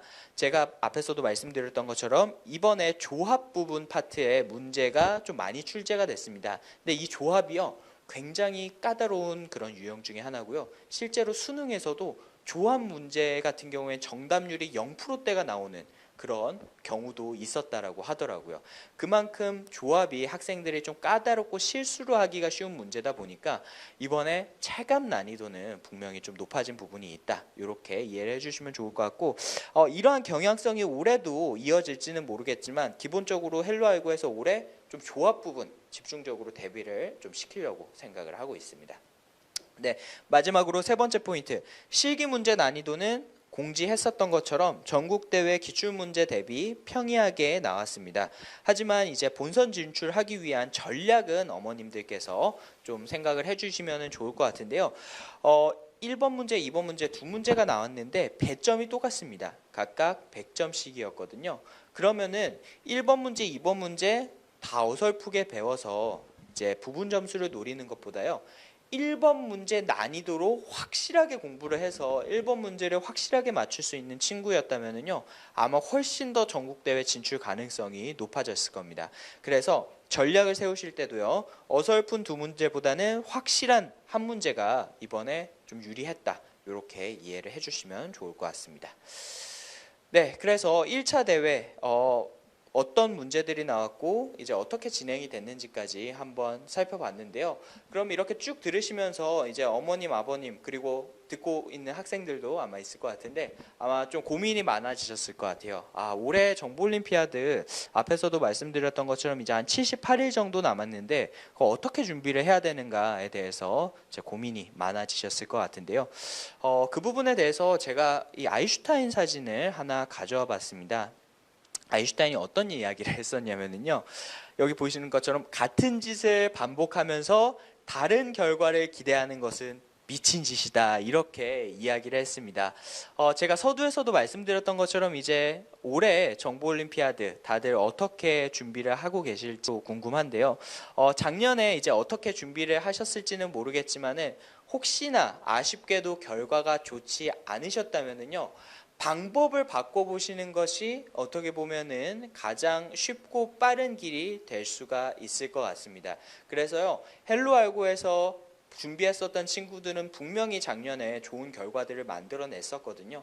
그렇기 때문에 올해도 정보올림피아드 준비를 생각하시는 학생과 학부모님들께서는 헬로알고라는 방법을 통해서 한번 접근을 해보시는 것도 올해 굉장히 성공할 수 있는 전략 중에 하나가 아닐까 싶은데요. 제가 어떻게 이렇게 자신 있게 말씀드릴 수 있는지에 대해서 제가 한번 말씀을 드려보도록 하겠습니다. 제가 헬로알고는 다릅니다라고 이렇게 적어놨는데요. 어떤 부분들이 다른지에 대해서 한번 말씀드려보도록 하겠습니다. 네, 먼저 첫 번째 앞에서도 말씀드렸던 것처럼 저희가 짧은 기간 안에 정말 많은 좋은 성적들을 만들어낼 수가 있었는데요. 다시 한번 좀 하나하나씩 살펴보도록 하면은요. 저희가 2월 16일 날 개원을 했었고 얼마 되지 않아서 정보올림피아드 특강 그리고 정규 과정도 10주 정도, 10주면은 사실 브론즈 과정 겨우 마칠 수 있는 그런 굉장히 짧은 기간이거든요. 그 기간 만에 무려 18명이라는 수상자를 1차 대회 때 배출을 했고요. 더 나아가서 2차 대회 때는요. 이러한 입소문이라고 할까요? 네, 헬로알고가 잘 가르친다는 그런 소문이 났는지 24명의 그런 수상자를 배출을 하였습니다. 그래서 정말 5개월 되는 짧은 5개월 남짓 되는 짧은 기간 동안에 이제 정말 좋은 성적들을 만들어낼 수가 있었는데요. 실제로 좀 더 내용을 들여다보면은 이제 저희가 좀 더 내세울 수 있는 그런 부분들이 분명히 있습니다. 뭐 대표적으로 저희가 총 입상자 수로는 전국 대회 기준으로 한 3등 정도 되는 것 같더라고요. 이제 단일 관 학원으로서요. 근데 저희가 이렇게 살펴보니까 저희가 1등을 한 부분이 있습니다. 네, 바로 초중등 입상자 수에서는요. 헬로알고가 전국에서 1등입니다. 무려 5개월 만에요. 그러면은 제가 이렇게 말씀을 드리고 싶어요. 사실 또 이게 온라인으로 공개적으로 진행되는 설명이다 보니까 사실 다른 학원 이야기를 말씀드리는 게 조금 조심스러운 부분이 있는데요. 어머님께서 한번 이런 고민을 해보셨으면 근데요. 헬로알고처럼 처음 배우는 초중학생들을 입상하게끔 만드는 일은 아무래도 잘하는 학생들을 입상하게끔 만드는 것보다는 조금 어려움이 있겠죠. 네, 그래서 저희가 자신 있게 말씀드릴 수 있는 부분은요. 헬로알고의 교육적인 철학도 그렇습니다. 모든 학생들이 알고리즘 공부를 체계적으로 진행을 해서 모든 학생들이 정보올림피아드에 도전하고 입상할 수 있는 결과를 만들어내는 것이 저희의 교육적인 목표이자 그런 부분들이 이번 작년 정보올림피아드에서도 잘 반영이 됐다라고 생각을 해요. 그래서 정보올림피아드를 준비하는 데 있어서 뭔가 아쉬움이 있었다거나 좀 체계적인 학습이 부족했었다라고 생각이 되시는 그런 학생과 학부모님들께서는요. 이번에 헬로알고에서 정말 체계적으로 한 단계 한 단계 설사 올해 좋은 성적을 내지 못하더라도요. 체계적으로 학습을 하심으로써 좀 좋은 결과를 함께 만들어내고 싶다라는 말씀을 드리고 싶습니다. 거기에 추가로요. 저희가 사실 개원한 지 얼마 안 돼서 고등부 학생들이 많지 않습니다. 혹시 여기 이번 방송 고등학생들이나 아니면은 고등학교 학부모님들 보고 계시다면은요. 헬로알고 한번 믿고 맡겨주시면은 좋을 것 같습니다. 네, 다음으로 이제 유사코 부분 소개해 드릴 텐데요. 미국 정보올림피아드도 사실 한국 정보올림피아드와 유사한 부분들이 굉장히 많습니다. 그리고 저희도 항상 강조 드리는 것 중에 하나가 미국 정보올림피아드 같은 경우에는 12월, 1월, 2월, 3월 이렇게 4번 시험을 볼 수가 있고요. 이게 또 한국 정보올림피아드 준비하는 친구들한테는 비시즌이잖아요.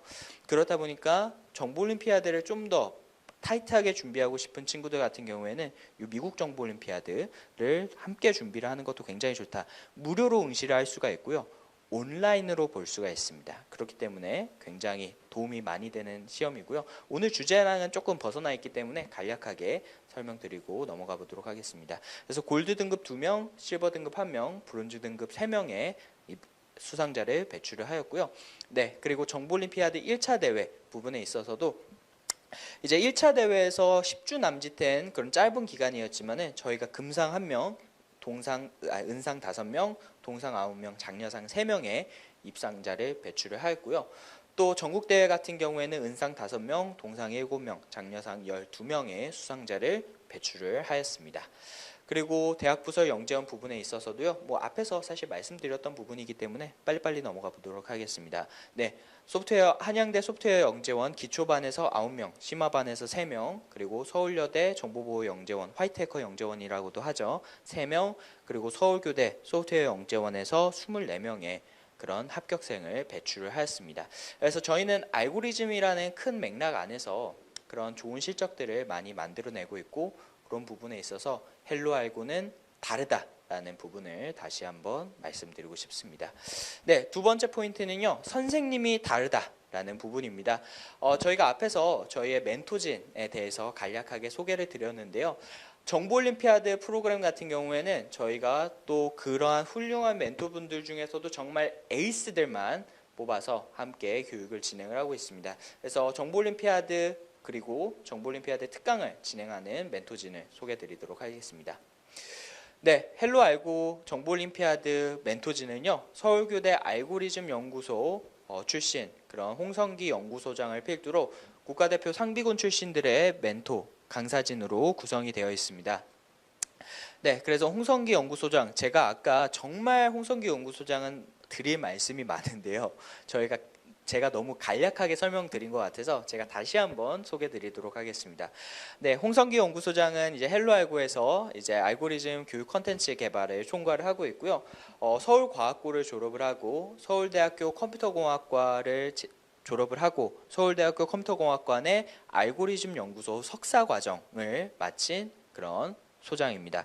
그래서 본인이 한국정보올림피아드, 미국정보올림피아드에서 좋은 결과를 만들어낸 것뿐만 아니라 본인의 제자들이 좀 다양한 분야의 좋은 결과들을 만들어내고 있습니다. 그래서 홍성기 연구소장을 필두로 저희가 교육을 진행을 하고 있고요. 네, 박민수 멘토 같은 경우에는 경기과학고를 졸업을 하고 고려대학교 사이버국방학과 출신 멘토입니다. 그래서 고등학교 때 정보올림피아드 고등부 전국대회 은상 그리고 국가대표 문제출제위원 조교로서 활동을 했었던 멘토입니다. 네, 그리고 김영규 멘토 같은 경우에는요, 서울과학고를 졸업을 하고 서울대학교 전기정보공학부 출신 멘토이고요. 정보올림피아드 전국대회 고등부 은상 그리고 상비군 이제 교육과정을 마친 멘토입니다. 네, 다음으로 재한재 멘토입니다. 재한재 멘토는 이제 디지털 미디어 고등학교를 졸업을 하고 고려대학교 컴퓨터학과 출신 멘토입니다. 네, 정보올림피아드 전국대회 고등부 은상 그리고 국가대표 상비군 과정을 마친 멘토입니다. 네, 그리고 저희가 이러한 멘토진을 또 서포트해주는 그런 연구개발팀, 컨텐츠 팀이 있습니다. 그래서 컨텐츠 팀도 간략하게 소개를 드릴 텐데요. 먼저 최민기 연구원 서울대학교 컴퓨터학과 출신 멘토이고요. 서울과학고를 졸업을 하고 정보올림피아드 전국대회 고등부 은상 그리고 국가대표 상비군 과정을 이수한 그런 연구원입니다. 다음으로 이유섭 연구원은요. 고려대학교 정보보호학부라고 제가 적어놨는데 사이버국방학과 출신 멘토이고요. 전남과학고를 졸업을 하고 정보올림피아드 전국대회 고등부 은상 그리고 마찬가지로 국가대표 상비군 과정을 마친 그런 연구원입니다. 그래서 저희가 정말 최고의 멘토진과 그리고 최고의 연구진과 함께 이번 정보올림피아드 과정을 운영을 하고 있습니다. 그리고 헬로알고의 그런 정규 프로그램 교육 과정을 운영을 하고 있습니다. 네, 그 다음으로 이제 시스템이 다르다라는 부분을 말씀드리고 싶은데요. 저희가 정말 컨텐츠 그리고 강사, 선생님 뿐만 아니라 시스템에 대해서도 정말 철저하게 운영을 하기 위해서 노력을 하고 있습니다. 그래서 저희는요, 이제 정말 저희만의 교육적인 철학을 담은 교육 시스템을 운영을 하고 있는데요. 먼저 헬로 알고 정보올림피아드 정규 프로그램을 듣게 되면은요, 기본적으로 오프라인과 온라인으로 수업 구조가 나뉘어져 있습니다. 그래서 오프라인에서 일주일에 한 번 2시간 반 멘토와 함께 아까 처음에 보여드렸던 그 멘토들 있죠? 그 멘토들과 함께 오프라인에서 1대1 코칭 중심의 수업을 진행을 하게 되고요. 그 다음에는 집에 돌아와서 2시간에서 3시간 정도 이제 온라인 학습을 진행을 하게 됩니다. 그래서 저희가 이렇게 오프라인 학습과 온라인 학습 특히나 이제 온라인에 대한 비중도 저희는 굉장히 중요하게 생각을 하고 있는데요. 그러한 이유 중에 하나가 이제 이 알고리즘은 이제 어머님들, 아버님들께서 또 학생들도 공부를 해봐서 알겠지만은 본인이 스스로 고민하고 생각하고 해야 되는 그런 시간이 굉장히 소중합니다.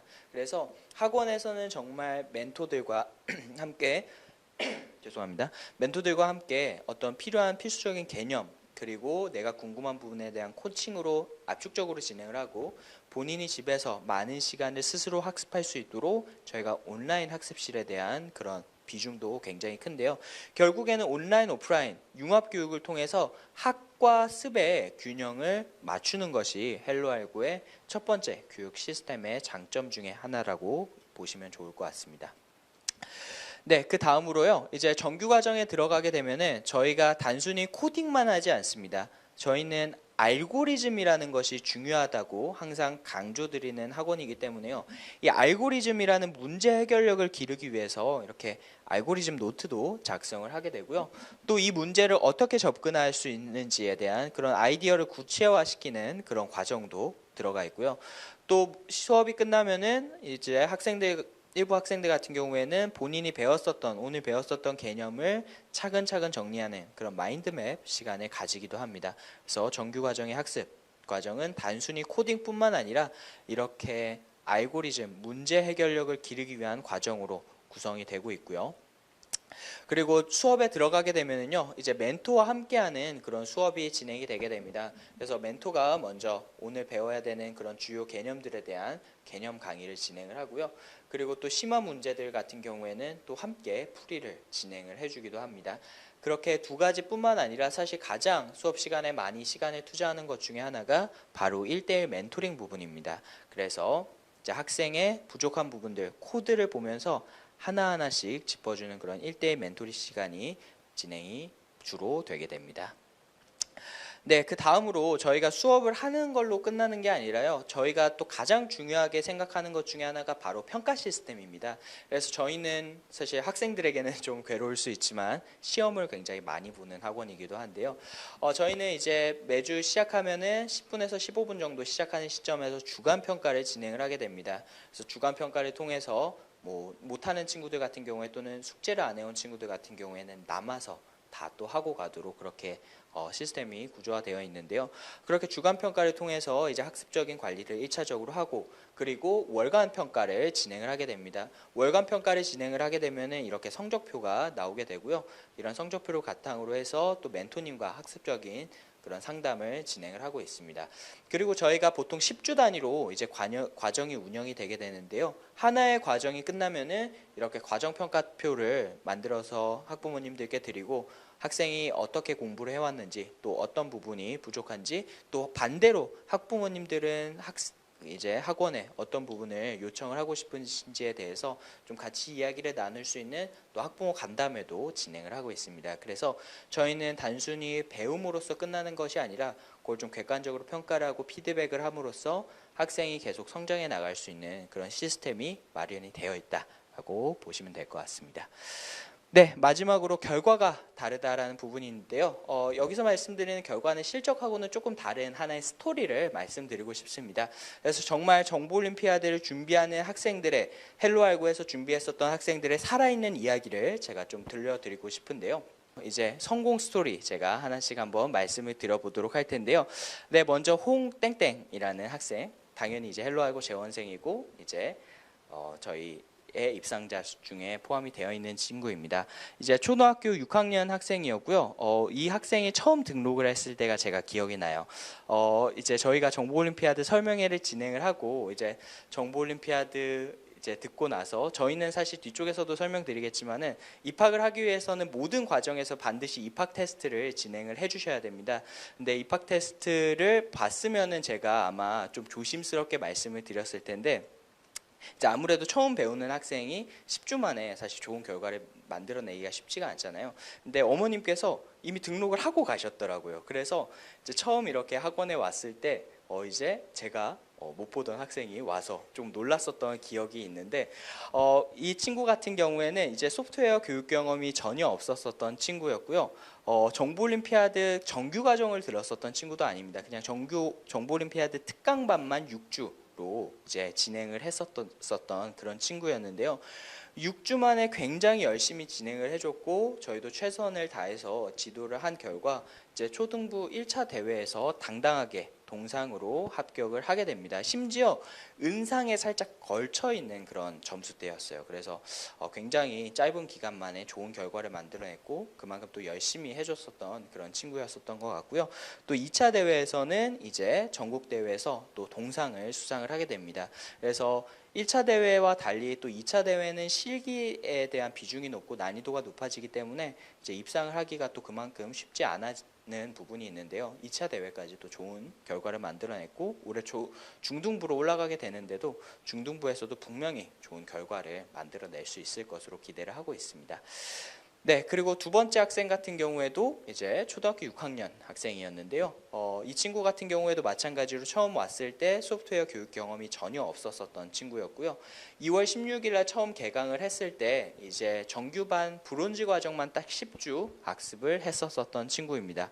그럼에도 불구하고 저희의 좋은 커리큘럼 덕분인지 이제 초등부 전국대회에서 동상을 수상을 하고 또 2차 대회에서 전국대회 장려상을 수상을 한 그런 스토리를 만들어냈습니다. 그리고 세 번째 같은 경우에는요, 단기간에 좋은 성적을 만들어낸 그런 스토리라기보다는 재작년에 비해서 작년에 헬로알고와 함께함으로써 좀 좋은 결과를 만들어냈었던 그런 친구의 이야기를 들려드리고 싶습니다. 박땡땡이라는 친구는 이제 초등학교 6학년 친구였는데요. 이 친구가 초등학교 5학년 때부터 사실 정보올림피아드를 준비를 했고 5학년 때 시험을 봤었는데 아쉽게도 입상에는 실패를 했었습니다.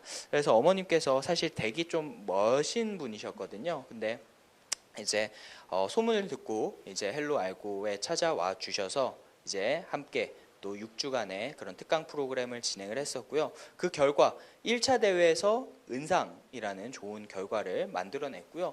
이 친구는 실기 부분에 또 굉장히 강점이 있었던 친구였습니다. 그래서 이번에 2차 대회에서도 전국대회 은상 그리고 금상 바로 아래 좀 커트라인에 걸려있는 그런 좋은 성적을 만들어낼 수 있었습니다.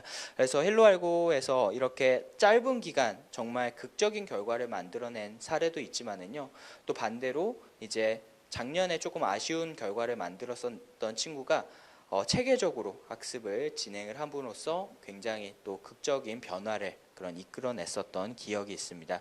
그래서 분명히 올해 같은 경우에는요, 작년보다 준비할 수 있는 기간이 더 길어졌거든요. 훨씬 더 체계적이고 전문적으로 학생들이 지금 공부를 해나가고 있습니다. 저희가 자신 있게 올해는 더 많은 이런 성공 스토리를 보여드릴 수 있도록 하겠습니다.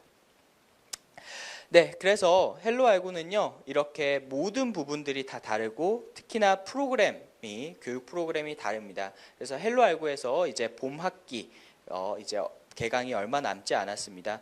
아까도 보셨던 것처럼요, 지금부터 시작하더라도 충분히 도전을 해보실 수가 있습니다.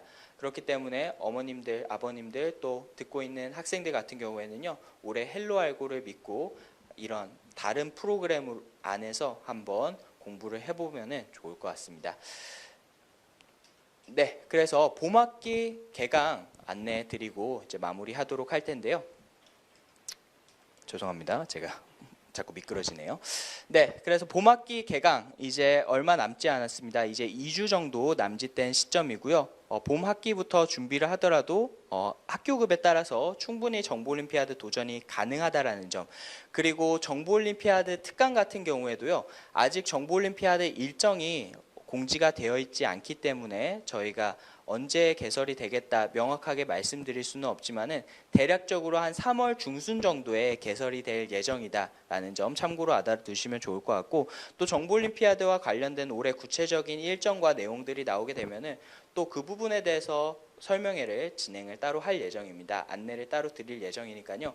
어머님들께서 계속 헬로알고에 관심을 가져주시면 좋을 것 같고요. 다시 돌아와서 봄학기 개강 2월 29일 토요일 그리고 3월 1일 일요일 날 진행이 되게 됩니다. 그래서 일정 꼭 참고해 주시면 좋을 것 같고요. 이제 2주밖에 시간이 남지 않았기 때문에 올해 헬로알고와 함께하고 싶으신 그런 학부모님들, 학생들 같은 경우에는 지금부터 미리미리 연락을 주셔서 어떤 입학 테스트라든지 이런 부분들에 대해서 준비를 해주시면 좋을 것 같습니다. 제가 방금 입학 테스트 말씀을 드려서 입학 테스트 바로 설명을 드릴게요.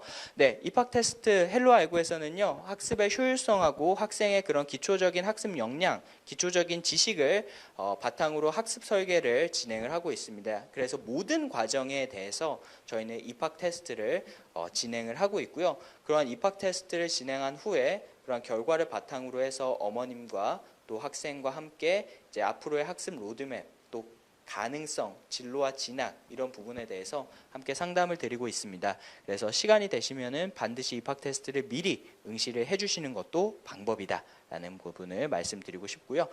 네, 입학 테스트는 평일은 오후 1시부터 저녁 8시, 주말은 오전 10시부터 오후 저녁 8시까지 진행이 가능하십니다. 그리고 결과 상담은 입학 테스트 직후에 바로 상담을 하시거나 또 전화로 또 상담을 하실 수가 있으니까요. 스케줄에 참고하시기를 바라고요. 제가 오늘은 정보올림피아드에 대한 이야기를 드리다 보니까 사실 헬로알고의 교육 과정에 대해서 자세하게 말씀드릴 수 있었던 기회는 없었던 것 같습니다. 그런 부분에 대해서는요. 저희가 화요일 날 또 추가적으로 설명회가 예정이 되어 있거든요. 그 설명회 때 조금 더 자세하게 말씀을 드릴 거기 때문에 참고로 해주시면 좋을 것 같고요. 아니면 전화로 바로 주시면 좋을 것 같고요. 네. 각각 과정에 대해서 입학 테스트 진행 시간이 조금 차이가 있습니다. 먼저 초등 3, 4학년 저학년 대상으로 진행되는 지니어스 과정은 40분 동안 10문제 컴퓨팅 사고력 문제를 풀게 되고요. 엘리트 과정이랑 정규 과정, 정보올림피아드 준비하는 정규 과정 같은 경우에는 60분 동안 20문제 이제 시험을 응시를 하게 됩니다. 그리고 이전에 뭐 본인 스스로가 됐든 뭐 다른 학원이 됐든 본인이 C 언어나 C++ 그런 프로그래밍 공부를 해본 경험이 있는 친구들 같은 경우에는 이제 실기평가를 또 따로 진행을 하게 됩니다. 그래서 실기평가는 저희가 학습 단계별로 다른 영역에 대해서 평가를 진행을 하게 되고요. 그 부분은 사전에 학생과의 구두로 이렇게 이야기를 나눠보고 저희가 평가 등급 레벨을 나눠서 진행을 하게 됩니다. 그래서 그 실기시험 같은 경우에도 마찬가지로 60분 단계별로 진행이 된다라는 점 참고로 해주시면 좋을 것 같습니다. 네, 그래서 오늘 설명회를 이것으로 마치려고 했었는데요. 저희가 또 중요한 이벤트가 하나 있습니다. 그래서 이제 헬로알고의 헬로알고가 아니죠. 어떤 알고리즘에 저희는 좀 교육적인 패러다임을 계속 바꾸고 싶습니다. 어떻게 하면 학생들이 조금 더 이 어렵다고 생각되는 알고리즘을 더 잘 배울 수 있을까라는 부분에 대해서 저희가 많은 연구를 하고 있고요. 그래서 이러한 부분들을 저희가 좀 더 확산시키고자 이렇게 헬로알고 뿐만 아니라 저희가 온라인 교육 플랫폼을 또 3월 1일 날 오픈을 하게 됩니다. 그래서 학원에 가지 않고도 헬로알고를 모두 누릴 수 있는 그런 온라인 교육 플랫폼을 운영을 할 예정이고요. 3월 1일 날 그랜드 오픈이 예정되어 있습니다. 그래서 이 부분 꼭 기억을 해두시면 좋을 것 같고요. 마찬가지로 이 부분에 대해서도 저희가 오픈 시점에 맞춰서 좀 더 자세한 이야기들을 드릴 수가 있을 것 같습니다. 그래서 별도로 설명회가 준비가 되어 있으니까요. 계속 헬로알고에 관심을 가져주시면 좋을 것 같고요. 저희가 이러한 온라인 교육 플랫폼을 만든 이유, 사실 헬로알고가 있음에도 저희는 교육적인 부분에 대해서 좀 많은 아쉬움들이 항상 있었습니다. 그래서 저희가 이렇게 많은 학생들과 학부모님들과 상담을 하다 보니까요. 사실 시간이 없어서 오기 어려우신 분들도 계시고요. 또 고등학생들 같은 경우에는 이제 시간이 없는 것뿐만 아니라 공간적으로도 조금 제약이 있는 그런 친구들도 많이 있었습니다. 지금 감사하게도 이미 지방에서 이렇게 헬로알고와 함께 해주시는 분들도 많이 계시는데요. 사실은 그런 분들께는 저희는 볼 때마다 좀 너무 죄송스러워요. 사실은 이렇게 조금 더 좋은 교육 시스템과 프로그램이 있다면은 이러한 온라인 교육 플랫폼이 있다고 하면은 조금 더 시간을 아끼고 그 시간을 통해서 더 많은 공부를 할 수 있었을 텐데 그런 부분에 대해서 항상 미안하고 죄송한 부분 또 감사한 부분들이 있었거든요. 그래서 이렇게 시공간적인 제약 때문에 이렇게 중요한 알고리즘 공부를 하지 못하는 친구들을 위해서 저희가 헬로알고에서 축적된 그런 교육적인 노하우와 이미 가지고 있는 그런 온라인 교육 시스템을 한층 더 업그레이드 시켜서 이제 온라인 교육 플랫폼을 닥터알고라는 그런 온라인 교육 플랫폼을 이제 3월 1일 날 런칭을 하게 됐습니다. 그래서 이미 혼자서 이렇게 공부를 하고 싶지만은 좀 쉽지 않았던 친구들이라든지 거리가 멀어서 학원에 왔다 갔다 하기 그런 어려운 친구들, 또 학원에 다니기 좀 힘든, 좀 바쁜 학생들 같은 경우에 또 여러 가지 조건은 되는데 또 주변에 괜찮은 알고리즘 학원이 없을 수도 있잖아요. 헬로알고 같은 학원이 많지는 않으니까요. 그래서 그런 친구들, 이런 다양한 그런 교육적인 어떤 접근성이 떨어지는 친구들을 위해서 저희가 온라인 교육 플랫폼 닥터알고를 3월 1일 날 이제 오픈을 하게 됩니다. 그래서 닥터알고에도 많은 관심을 부탁드리겠고요. 닥터알고 간단하게 자랑을 좀 하면은요. 닥터알고는 일단 시스템적인 부분에 저희가 굉장히 많은 초점을 뒀습니다. 그래서 헬로알고에서 가지고 있었던 그런 올인원 학습 시스템, 동영상 강의를 보면서 직접 코딩도 바로 실습을 하고 또 그 결과를 온라인 저지 시스템에 넣어서 바로바로 자동 채점을 하는 그런 저희 올인원 학습 시스템을 중심으로 하여서요. 또 진이라는 그런 저희가 학습 도움 시스템이 있습니다. 사실 알고리즘 공부를 해봤었던 친구들 같은 경우에는 알겠지만은 코드를 짜면서 막히는 부분들 분명히 한 번씩은 발생을 하거든요. 또는 내가 이 문제를 어떻게 접근을 해야 되는지에 대해서 어려움을 겪는 친구들이 분명히 있습니다. 기존의 동영상 강의라든지 이런 부분들은 많았음에도 불구하고 사실 학생들이 알고리즘 프로그래밍에 대한 그런 높은 벽을 느꼈었던 게 내가 분명히 모르는 점이 있을 때 도움을 받고 싶은데 그러한 도움을 받을 만한 데가 사실 마땅치 않았던 거죠. 뭐 수학 같은 경우에는 보면은 내가 모르면은 부모님한테 물어봐도 되고 학교 선생님, 학원 선생님, 또 옆에 친구들이라든지 요즘은 또 온라인에서 도움을 받을 수 있는 시스템이 굉장히 많잖아요. 근데 알고리즘 공부 같은 경우에는 아직까지 그런 부분들이 많이 없었습니다. 그래서 저희는요, 단순히 이런 올인원 학습 시스템 안에서 동영상 강의 보고 문제 보고 코딩하고 채점하고 이런 학습 시스템뿐만 아니라 진이라는 그런 학습 온라인 학습 코치를 둠으로써 저희가 지속적인 학습이 가능하고 온라인에서도 오프라인만큼이나 충분한 교육이 될 수 있도록 철저한 준비를 진행을 하고 있습니다. 그래서 온라인 교육 플랫폼 닥터알고에 대해서는요, 저희가 또 따로 자세하게 말씀을 드리도록 하고요. 오늘은 시간이 좀 제법 많이 지났던 것 같습니다. 그래서 오늘 설명회는 이것으로 마치도록 하고요. 관련해서 궁금하신 사항들, 오늘 설명에 정말 많은 학부모님들께서 학생들이 참여를 해주셨다고 지금 스태프분들이 이야기를 하고 있는데요. 네, 궁금하신 사항이 있으시면은요, 헬로알고 홈페이지 helloalgo.co.kr로 접속을 하셔서 저희 학원 주소나 아니면은 연락처가 있습니다. 그래서 헬로알고로 연락을 직접 주시거나 아니면 학원에 찾아와 주시면은요, 제가 자세하게 안내를 드리도록 하겠습니다. 네, 그래서 오늘 처음 진행하는 온라인 설명회다 보니까 또 긴장도 많이 되고 실수도 좀 많이 했었던 것 같습니다. 중간에 좀 매끄럽지 않았었던 부분이 있었을 수 있을 것 같은데요. 너그럽게 이해해 주시기를 부탁드리면서요. 오늘 올해 정보올림피아드를 준비하고자 하는 학생들은요, 반드시 헬로알고와 함께해서 좋은 결과를 낼 수 있었으면 좋겠습니다. 네, 그러면 이것으로 온라인 설명회는 이것 마치도록 하겠습니다. 들어주셔서 감사합니다.